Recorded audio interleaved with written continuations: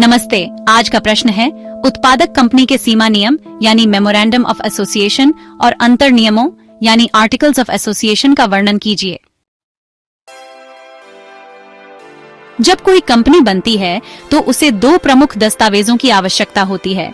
पहली स्मृति पत्र, जिसे अंग्रेजी में मेमोरेंडम ऑफ एसोसिएशन या MOA कहते हैं, और दूसरी अंतर नियम यानी आर्टिकल्स ऑफ एसोसिएशन या AOA। उत्पादक कंपनी या प्रोड्यूसर कंपनी भारत में किसानों, ग्रामीण उत्पादकों, बुनकरों आदि के लिए बनाई जाती है ताकि वे मिलकर व्यापार कर सकें और लाभ अर्जित कर सकें।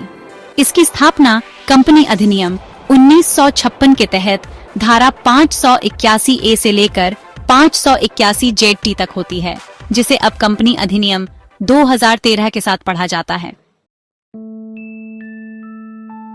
स्मृति पत्र या मेमोरेंडम ऑफ एसोसिएशन, जिसे संक्षेप में MOA भी कहते हैं, की परिभाषा के बारे में बात करें तो SS गुलशान के अनुसार MOA वह दस्तावेज है जो कंपनी के उद्देश्य, उसकी सीमाएं और बाहरी दुनिया से उसके संबंधों को परिभाषित करता है। MOA की प्रमुख विषय वस्तु यानी इसकी मुख्य बातें इस प्रकार होती हैं। पहला, नामखंड कंपनी का नाम प्रोड्यूसर कंपनी लिमिटेड होना चाहिए। दूसरा, पंजीकृत कार्यालय खंड उस राज्य का नाम जहां कंपनी का पंजीकृत कार्यालय स्थित होगा। तीसरा, उद्देश्य खंड उत्पादक कंपनी के मुख्य उद्देश्य जैसे उत्पादन, कटाई, खरीद, बिक्री, प्रोसेसिंग, मार्केटिंग आदि। चौथा, जिम्मेदारी खंड सदस्यों की जिम्मेदारी सीमित होती है। पांचवा, पूंजी खंड, इसमें अधिकृत पूंजी और शेयरों का विवरण होता है। और छठा, सदस्यता खंड, इसमें बताया जाता है कि संस्थापक सदस्य कौन होंगे और वे कितने शेयर लेंगे। MOA कानूनी सीमा तय करता है। कंपनी इससे बाहर कोई कार्य नहीं कर सकती। इसे कंपनी का संविधान भी कहा जाता है।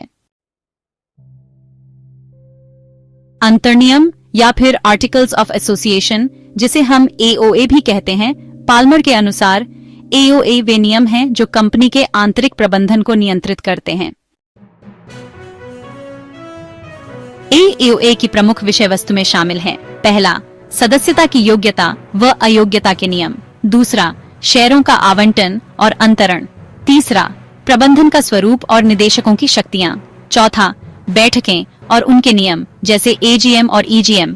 पांचवा, लेखा परीक्षा और लेखा पद्धति। छठा, मुनाफे का वितरण। और सातवां, विवाद समाधान प्रक्रिया। तो देखिए, AOA कंपनी के आंतरिक शासन की रूपरेखा देता है। इसमें परिवर्तन सदस्य कर सकते हैं, लेकिन वो भी विशेष प्रस्ताव द्वारा, और अगर कोई सदस्य इसका उल्लंघन करता है तो वह कंपनी के खिलाफ दावा नहीं कर सकता। अब बात करते हैं प्रमुख अंतर की MOA बनाम AOA के बीच। MOA यानी मेमोरेंडम ऑफ एसोसिएशन बाहरी संबंध तय करता है, जबकि AOA यानी आर्टिकल्स ऑफ एसोसिएशन आंतरिक प्रक्रिया को नियंत्रित करता है।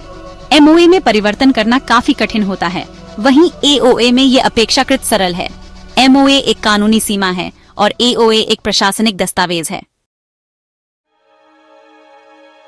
चलिए एक उदाहरण से समझते हैं। एशबरी रेलवे कैरेज कंपनी बनाम रिच 1875 का मामला। इसमें कंपनी ने अपने MOA से बाहर जाकर कार्य किया, जिसे कोर्ट ने अमान्य यानी अल्ट्रा वायर्स करार दिया था।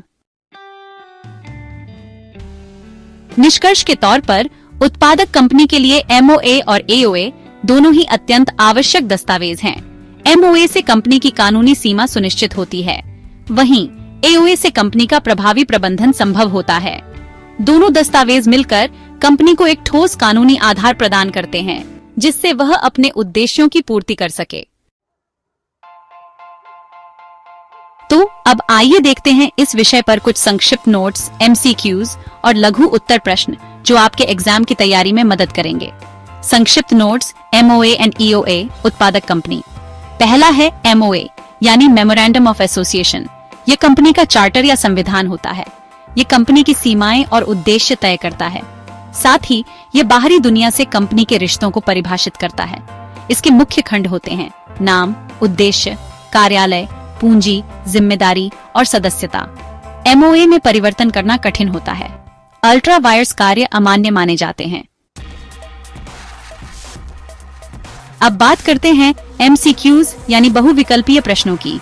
पहला सवाल है, MOA का मुख्य उद्देश्य होता है A. लाभ वितरण, B. आंतरिक प्रबंधन, C. कंपनी की सीमाएं तय करना, D. पूंजी का उपयोग। सही उत्तर है कंपनी की सीमाएं तय करना। चलिए अब एक लघु उत्तर प्रश्न पर नजर डालते हैं। सवाल है, MOA क्या होता है? उत्तर है, यह वह दस्तावेज है जो कंपनी के उद्देश्य, सीमाएं और बाहरी दुनिया से संबंधों को दर्शाता है। इसे कंपनी का चार्टर भी कहते हैं।